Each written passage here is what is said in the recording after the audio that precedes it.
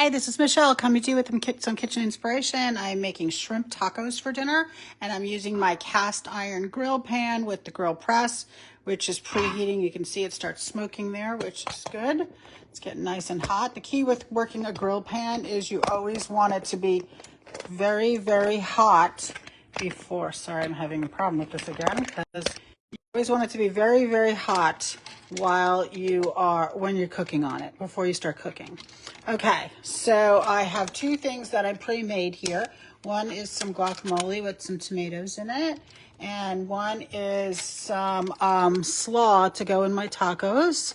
And I normally use coleslaw mix for my slaw, but I didn't have any, so I just made it with some romaine. I sliced up some romaine. I just want a crunchy vegetable. I cannot get this to work.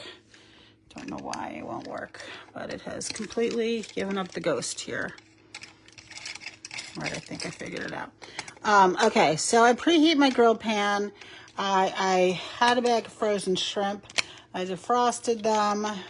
They are sitting here on my cutting board, and I'm going to, now that I figured this out, I'm going to get them ready. Okay, so what I'm going to do first of all, so I'm going to take a little bit of, I have some lime juice in one of my prep bowls. I'm just going to put a little bit of lime juice on each one here. And this is my Chef silicone basting brush. I love this thing. I've had it, I don't know, 15 or 20 years, probably closer to 20 years. And look, perfect. It still has all of its bristles. You can't kill these things. They're fabulous. And I'm going to take our everything taco seasoning, which I also used to make my slaw mixture. I mixed the everything taco with some sour cream, and then I put it in the veggies, mixed it in. Okay. So, when I use my grill pan, if I'm making chicken or hamburgers or, steaks or something, I do not oil it. But when I do, that's not oil. When I do shrimp or vegetables, I do put a little oil on here because they tend to, should have probably oiled it before I heated it up. Scared myself. There we go. So a little bit of oil on there. And I'm going to pour my shrimp in.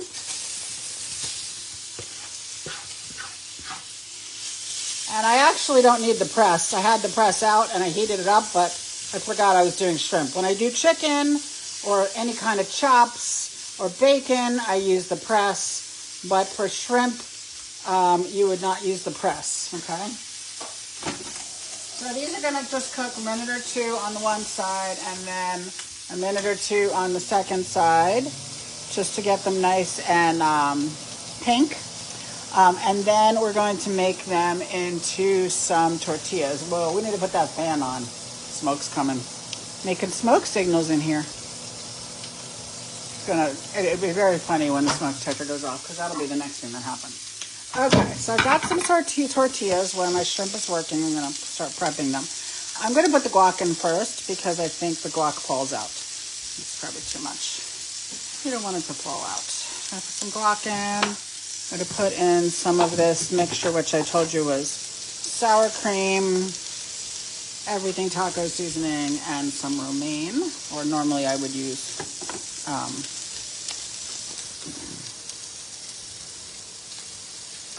sorry, got distracted there for a second.